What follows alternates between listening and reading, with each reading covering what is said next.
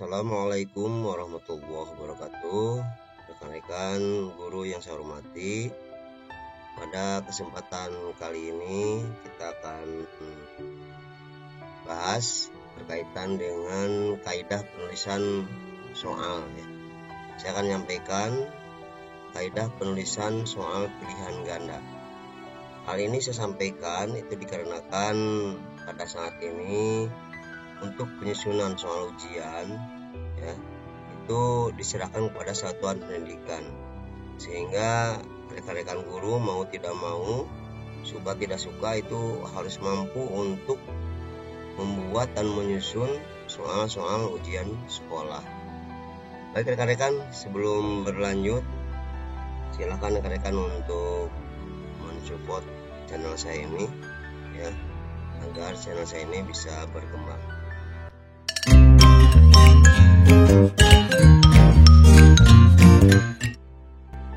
Terima kasih. Kita lanjutkan ke pembahasan pengertian ya. Jadi pengertian bentuk soal pilihan ganda adalah bentuk soal tertulis yang jawabannya sudah disediakan. Kemudian yang kedua, soal pilihan ganda terdiri atas pokok soal, stem, dan pilihan jawaban option ya. Kemudian yang ketiga, pokok soal terdiri atas stimulus berupa kalimat atau gambar atau grafik, dan pertanyaan atau pernyataan tidak lengkap. Yang keempat, pilihan jawaban terdiri atas satu kunci jawaban dan pengecoh. Itu pengertian dari soal pilihan ganda. Contoh soal PG ya. Pak Umar mempunyai simpanan emas sebanyak 3 kg dan telah disimpan selama 1 tahun, dan ketika akan mengeluarkan zakat, harga emas waktu itu 100.000 per gram ya. Nah, ini model ini adalah merupakan stimulus ya. Kalimat yang pertama ini adalah stimulus. Kemudian disambung dengan ada pernyataan yang tidak lengkap. Zakat yang harus dikeluarkan oleh Pak Umar adalah, ini pernyataan yang tidak lengkap ya, sebagai bahan untuk pertanyaannya. Dan antara stimulus dengan pernyataan tadi, ini adalah yang disebut dengan pokok soal atau stem ya. Kemudian berikutnya yang optionnya ya, terdiri daripada A, B, C, D. Ini adalah option atau pilihan jawaban ya. Di sini ada pengecohnya, 3 pengecoh dan 1 kunci jawaban yang benarnya. Nah, ini contoh soal PG. Jadi cirinya pertama ada stimulus, ada pertanyaan atau pernyataan tidak lengkap ya. Kemudian ada option yang terdiri daripada pengecoh dan kunci jawaban. Baik rekan-rekan, kita lanjutkan. Untuk soal pilihan ganda, ini ada keunggulannya juga ada keterbatasannya. Yang pertama, keunggulannya adalah untuk mengukur berbagai jenjang kognitif ya. Jadi berbagai jenjang kognitif dari level 1 sampai level 3 ini gampil ya dengan pilihan ganda. Kemudian untuk penskoran ini sangat mudah, cepat, objektif, dan dapat mencakup ruang lingkup atau bahan materi ya, pembelajaran yang luas. Kemudian yang ketiga adalah sangat tepat untuk ujian yang pesertanya sangat banyak atau yang sifatnya massal. Ini karena memerlukan kunci jawaban atau pemeriksaan yang relatif cepat ya, agar dapat dihasilkan hasil ujian atau hasil ulangan dengan secara cepat, yaitu dengan menggunakan komputer. Tetapi kalau dengan soal yang lain di luar pilihan ganda ini agak kesulitan ya. Sedangkan untuk keterbatasannya atau kelemahannya, yang pertama memerlukan waktu yang relatif lama untuk menulis soal. Jadi menulis satu soal PG itu berbeda dengan ketika kita membuat soal JS atau isian. Yang kedua adalah sulit untuk membuat pengecoh yang homogen dan berfungsi. Jadi tidak asal pengecoh itu, misalkan kita membuat jawaban yang asal-asalan, tetapi harus homogen ya dan berfungsi. Yang ketiga, terdapat peluang untuk menebak kunci jawaban. Ini kelemahannya untuk PG. Jadi anak yang tidak menghafal juga ya, anak yang tidak membaca juga itu bisa menebak-nebak dengan memilih A, B, C, D. Ini salah satu kelemahan dari pilihan ganda. Terkadang kalau anak yang curang itu bisa melihat jawaban temannya dengan ya melihat cukup A, B, C, D-nya saja ya, jadi kelihatan gitu. Tapi ini adalah hal yang memang sering dilakukan dan disusun dan dibuat ya untuk mempermudah rekan-rekan guru ketika kita memberikan tes kepada para siswanya. Apalagi sekarang dalam posisi BDR ini banyak yang menggunakan Google Form dengan model soal kebanyakan adalah PG ya. Silakan saja, hanya mungkin nanti bervariasi levelnya, jangan level 1 saja, tetapi mohon divariasikan level 2, level 3 ya. Berikut adalah kaidah penulisan soal pilihan ganda. Jadi mohon dipahami, kaidah penulisan soal pilihan ganda ya, untuk materi itu ada 3 kaidah. Untuk konstruksi ada 9 kaidah ya. Dan untuk bahasa ada 4 kaidah. Jadi jumlahnya itu adalah 16 kaidah ya. Ini tolong diperhatikan ya. Perhatikan agar rekan-rekan tahu, tidak asal menulis soal ya. Baik, berikutnya adalah tentang materi. Yang pertama, kaidah tentang materi adalah soal harus sesuai dengan indikator. Jadi rekan-rekan yang sudah terbiasa membuat soal, biasanya soal tidak akan bisa tersusun jika indikator soal juga belum terbuat atau belum tersusun ya. Kalau kebanyakan orang membuat soal dulu baru ke kisi-kisi atau indikator, ini salah sekali ya. Jadi kalau sudah buat kisi-kisi, pasti dalamnya nanti ada indikator soal, dan indikator soal itu nanti akan diterjemahkan ke dalam butir soal ya. Nah, yang kedua berkaitan dengan kaidah materi adalah pilihan jawaban harus homogen dan logis ya. Jadi homogen dan logis. Kalau ini nanti kita lihat di contoh ya, nanti ada contoh.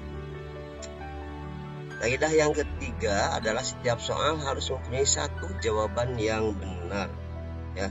Jadi tidak boleh ada jawaban A dan B atau C dan D ya, itu harus satu jawaban yang benar. Berikutnya adalah dari kaidah pilihan ganda, yaitu berkaitan dengan konstruksi ya. Konstruksi untuk soal pilihan ganda, pokok soal harus dirumuskan secara jelas dan tegas ya. Jadi tidak boleh hal-hal yang kurang jelas itu perlu diperhatikan ya. Rumusan pokok soal dan pilihan jawaban harus merupakan pernyataan yang diperlukan saja. Jadi hal yang tidak diperlukan itu jangan dilampirkan ya. Pokok soal jangan memberi petunjuk ke arah jawaban yang benar. Kemudian pokok soal jangan mengandung pernyataan yang bersifat negatif ganda. Nanti kita lihat di contoh ya. Di contoh ada contoh. Kemudian panjang rumusan pilihan jawaban harus relatif sama. Ya, tadi di samping homogen juga harus relatif sama panjangnya ya. Maksudnya panjang kalimatnya ya. Kemudian pilihan jawaban jangan mengandung pernyataan semua benar atau semua salah. Ini kurang benar ya. Tidak benar. Yang ke-10, pilihan jawaban yang berbentuk angka atau waktu harus disusun berdasarkan urutan besar kecilnya nilai angka tersebut atau kronologisnya. Jadi bisa dari kecil ke besar, dari besar ke kecil bisa. Jadi istilahnya jangan jukcelok ya gitu. Jadi 5 3 2 1, tapi harus 5 misalkan 3 2 1 itu urutannya. Ya jangan sampai misalkan 1 5 2 3. Nah, itu kurang tepat ya. Kemudian berikutnya adalah gambar atau grafik, tabel, diagram dan sejenisnya yang terdapat pada soal harus jelas dan berfungsi. Jadi kita tidak asal menempelkan gambar atau tabel tapi tidak jelas fungsinya buat apa pertanyaannya. Nomor 12, butir soal jangan bergantung pada jawaban soal sebelumnya. Nanti kita lihat di contoh ya. Kemudian berikutnya tentang bahasa. Setiap soal harus menggunakan bahasa yang sesuai dengan kaidah bahasa Indonesia. Jangan menggunakan bahasa yang berlaku di daerah setempat jika soal ini akan digunakan ke daerah lain ya. Kemudian setiap soal harus menggunakan bahasa yang komunikatif ya. Dan terakhir, setiap pilihan jawaban jangan mengulang kata atau frase yang bukan merupakan satu kesatuan pengertian. Nah, itu kaidah-kaidah, ada 16 kaidah di dalam penyusunan soal pilihan ganda.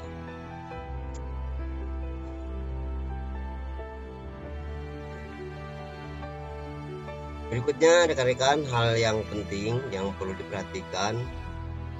Penulisan soal tidak boleh menyinggung suku, agama, ras, antar golongan atau sara ya.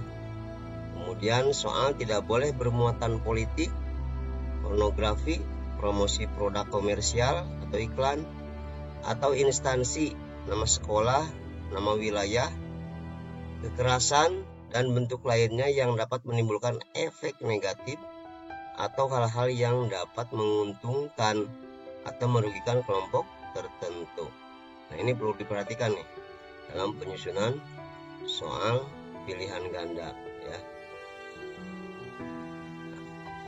Berikutnya kaidah nomor 1. Soal harus sesuai dengan indikator soal dalam kisi-kisi.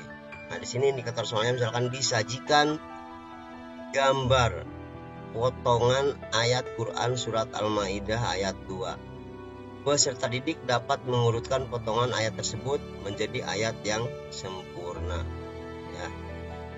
Nah, ini salah satu contoh soal ya. Perhatikan potongan ayat berikut ini diacak ya, potongan ayatnya kasih nomor ya. Kemudian pertanyaannya, kalimat sempurna untuk potongan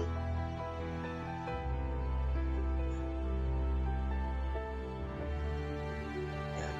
Kalimat sempurna untuk potongan ayat tersebut adalah, ini tinggal memilih ya.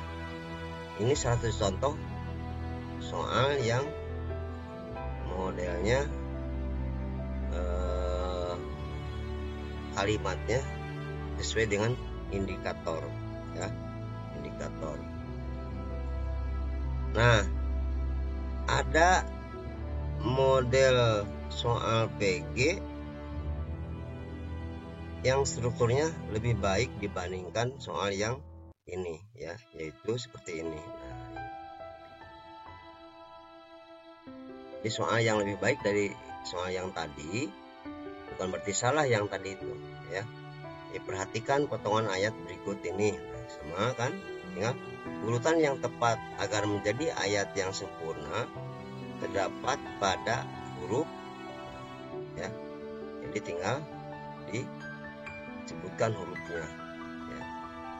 Ini dikatakan lebih sulit ya, karena mengurutkan itu termasuk bagian daripada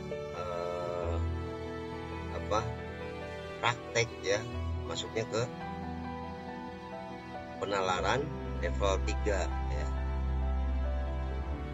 Nah, rekan-rekan, berikutnya adalah kaidah soal nomor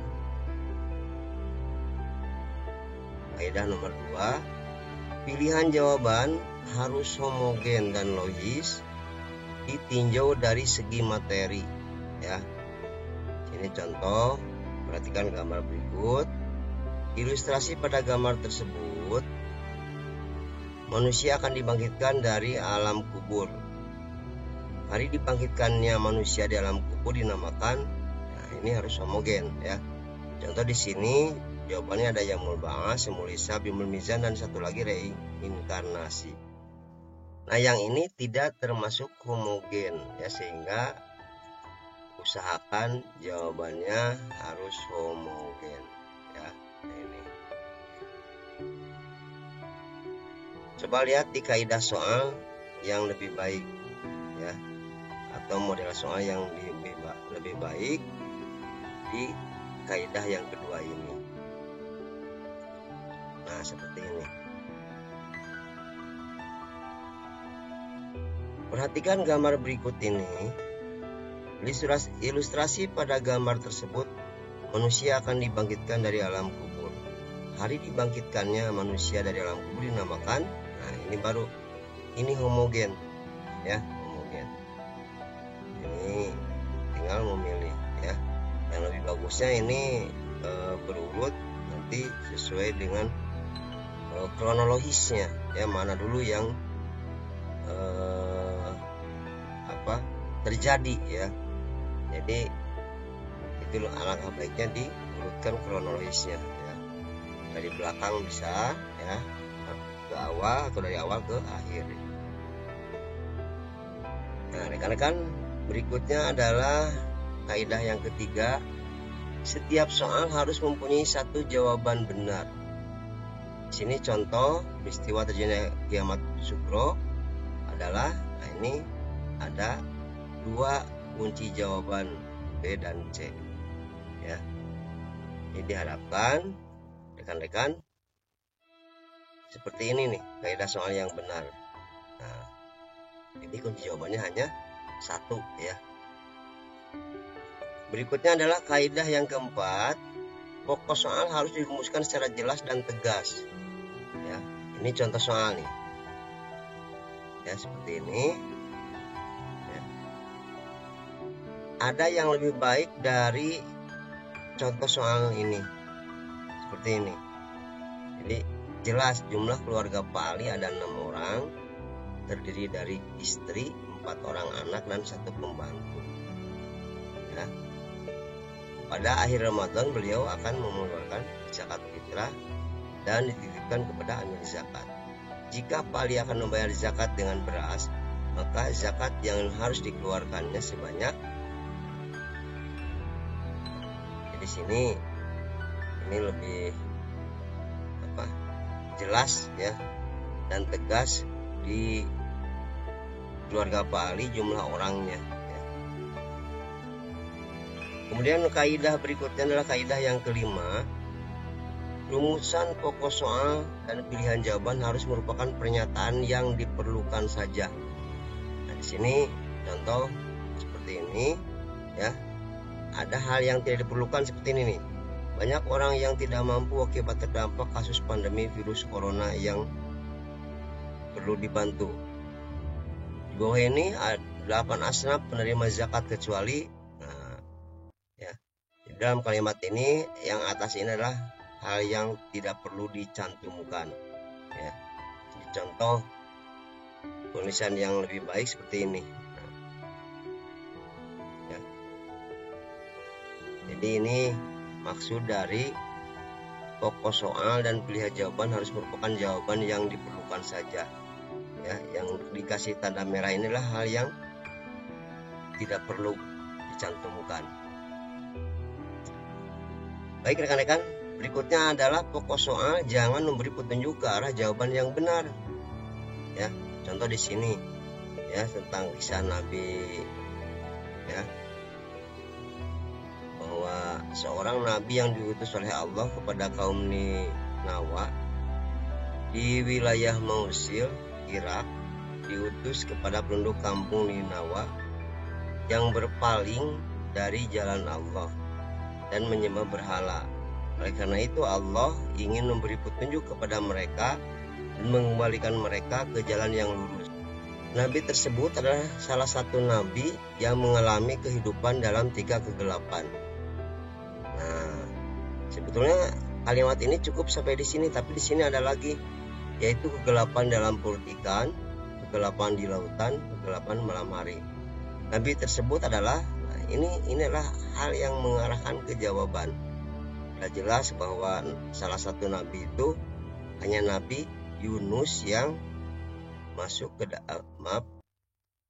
hanya Nabi Yunus yang ditelan oleh ikan. Ya. Ini mengarah pada jawaban.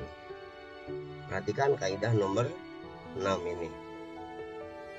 Nih, yang lebih jelasnya yang tadi ini seperti ini ya. Silakan dipelajari lagi. Jadi tidak mengarah ada jawaban di pokok soal ya. Yang ketujuh, pokok soal jangan mengandung pernyataan yang bersifat negatif ganda. Nah, ini yang kasih tanda merah. Berikut ini bukan merupakan mustahik zakat kecuali ya, bukan ya mustahik kecuali ya. Ini adalah yang dinamakan dengan negatif ganda ya. Jadi kalau mau pakai kecuali di sini jangan pakai bukan. Berikut ini merupakan mustahik zakat kecuali, nah seperti itu harus. Contoh nih, soal yang lebih baik seperti ini ya. Kaidah nomor 8, panjang rumusan pilihan jawaban harus relatif sama. Nah, contoh ini ya. Jadi ini ada pilihan jawaban yang panjang sebelah. Ini harus relatif sama ya. Seperti contoh di sini. Nah, ya. Jadi tidak mengundang hal-hal yang tidak diinginkan, menebak-nebak jawaban. Nomor 9, pilihan jawaban jangan mengandung pernyataan semua benar atau semua salah. Seperti ini ya. Ini kalau ada A, B, C, D, E ya. Ada jawaban, semua jawaban di atas benar, semua jawaban di atas salah. Dulu ada ya, tapi untuk sekarang kaidah ini tidak berlaku lagi ya. Makanya di sini salah satu kesulitan untuk membuat option di pilihan ganda adalah mencari jawaban option yang homogen ya, yang sejenis. Nah, ini contohnya seperti ini untuk kalimat yang lebih baik. Berikutnya rekan-rekan, pilihan jawaban yang berbentuk angka atau waktu harus disusun berdasarkan besar kecilnya nilai angka tersebut atau kronologisnya ya. Ini contoh seperti ini ya. Ini tidak berurut, harusnya berurut dulu dari 8 atau dari besar ke kecil, dari kecil ke besar ini ya. Ini juga sama, tidak berurut ya. Ini yang sebetulnya seperti ini. Ini sebetulnya soal boleh dikatakan tingkatan low ya, low. Seperti ini. Ini berurut, ini dari besar ke kecil, ini dari kecil ke besar. Yang kaidah ke-11 adalah grafik, gambar, tabel, diagram, dan sejenisnya yang terdapat pada soal harus jelas dan berfungsi. Nah, seperti ini. Nah, ya, ditanyakan.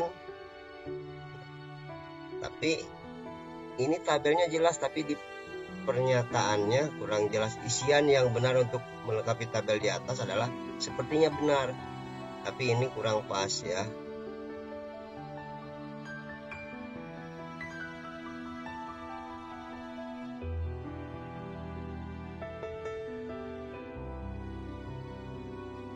Kalimat soal yang lebih baik dari kaidah nomor 11 ini adalah seperti ini.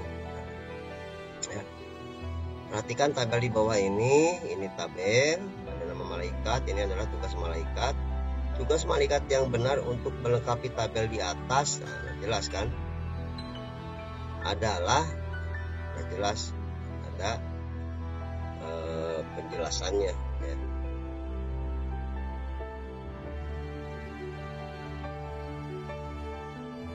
Baik rekan-rekan, kaidah yang nomor 12, butir soal tidak boleh bergantung pada jawaban soal sebelumnya. Jadi kalau model soal seperti ini, ya, ada yang menanyakan berikut ini kelompok nama Nabi dan Rasul yang mendapat gelar ulul azmi adalah, misalkan jawabannya adalah, oh, bukan B ini. Ini A nih.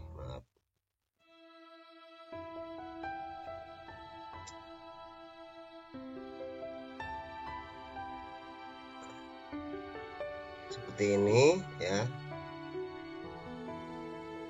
Jadi butir soal tidak boleh bergantung pada jawaban soal. Ini jawabannya A. Di sini di nomor 2 ditanyakan lagi, Nabi dan Rasul yang dimaksud pada soal nomor 1 memiliki sikap. Nah, ini kurang pas ya. Jadi pokok soalnya yang ditanyakan adalah hasil jawaban dari soal nomor 1. Yang lebih baik seperti ini. Nah, ya. Jadi ketika soal nomor 1 bertanya tentang Nabi dan Rasul yang mendapat gelar ulul azmi, maka di bawahnya sikap. Nah, ini ya, jangan bergantung kepada jawaban yang atas, tapi kita membuat soal yang memang ada hubungannya dengan yang di atas. Seperti ini. Berikutnya adalah kaidah nomor 13, soal harus menggunakan bahasa yang sesuai dengan kaidah bahasa Indonesia. Contoh di sini adalah di antara pernyataan di bawah ini. Nah, ini yang termasuk mukjizat Nabi Musa adalah, ini saya kasih tanda merah ya. Ini kurang pas nih. Penulisannya ada yang salah, termasuk kalimatnya agak sedikit rancu ya. Struktur kalimat yang lebih baik seperti ini.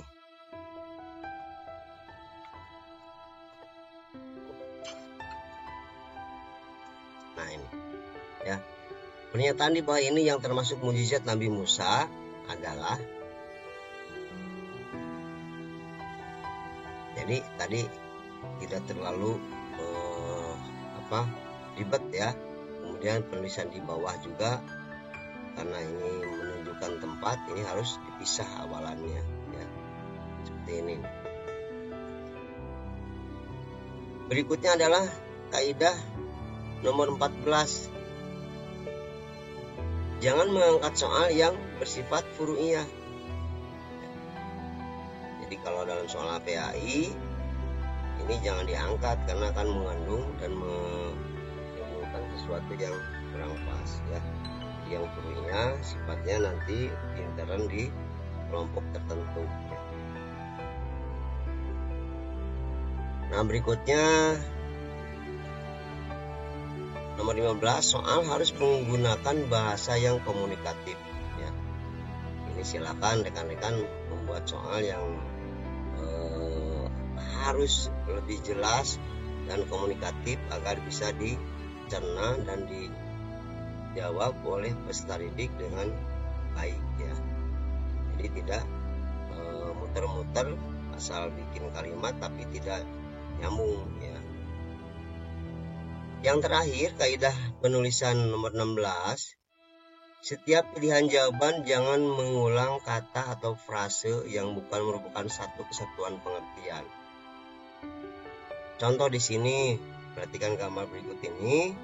Ini ada pernyataan ditelan ikan paus, ditelan ikan hiu, ditelan. Nah, ini pernyataan seperti ini ya.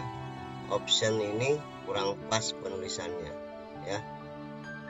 Ini disatukan bukan frase ya, dipisahkan juga, ini bakal ya sama terjadi yang kurang pas ya. Berikut adalah contoh kalimat yang lebih baik dibandingkan soal yang ditampilkan ini. Nah, ini ya. Ini sudah jelas gambarnya, baru ditanyakan ini ya. Ketika ditelan ikan titik-titik, baru ya. Jadi tidak mengulang kata-kata seperti ini. Nah, itu rekan-rekan. Kemudian rekan-rekan silakan untuk menyusun soal PG ini dengan sesuai ketentuan dan kaidahnya. Silakan dipelajari agar nanti rekan-rekan ketika menyusun soal ujian minimal tidak terlalu banyak kejanggalan dan kesalahan. Itu mungkin rekan-rekan. Terima kasih atas perhatiannya dan mohon maaf atas segala kurangannya. Mudah-mudahan kita diberikan kesehatan dan kelancaran oleh Allah Subhanahu wa taala. Terima kasih. Assalamualaikum warahmatullahi wabarakatuh.